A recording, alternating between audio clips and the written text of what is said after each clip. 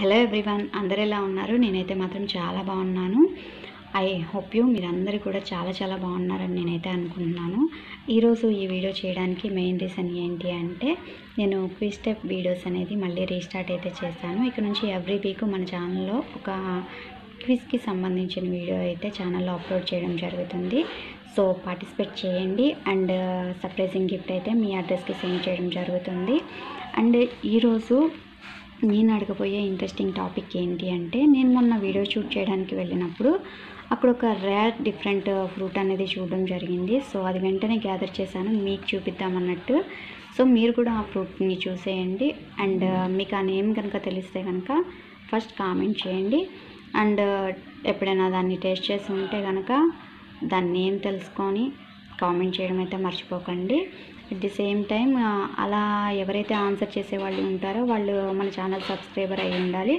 In case మన ఛానల్ని first time visit చేసిన వాళ్ళైతే కనుక ఛానల్ని సబ్స్క్రైబ్ చేసుకొని ఆన్సర్ చేయడం అయితే మర్చిపోకండి. అండ్ ఈ ఫ్రూట్స్ తినడం వల్ల ఏంటి అంటే, మనకి cancer related problems at the same time immunity power అనేది చాలా బాగా ఇంక్రీజ్ అవుతుంది. సో ఈ ఫ్రూట్స్ ఎక్కడైనా కనిపిస్తే నెక్స్ట్ టైము డెఫినెట్గా టేస్ట్ చేయండి. అండ్ ఇవి మనకి నార్మల్ ఫ్రూట్స్ దొరికే విధంగా అయితే ఇవి అవైలబుల్గా ఉండవు. ఎక్కడైనా విలేజ్కి వెళ్ళినప్పుడు రోడ్ సైడ్ మనకి కనిపించడం జరుగుతుంది. తెలిసిన వాళ్ళైతే ఈజీగా ఐడెంటిఫై చేస్తారు, బట్ తెలియని వాళ్ళైతే మాత్రం కొంచెం టఫ్ ఉంటుంది ఐడెంటిఫై చేయడం.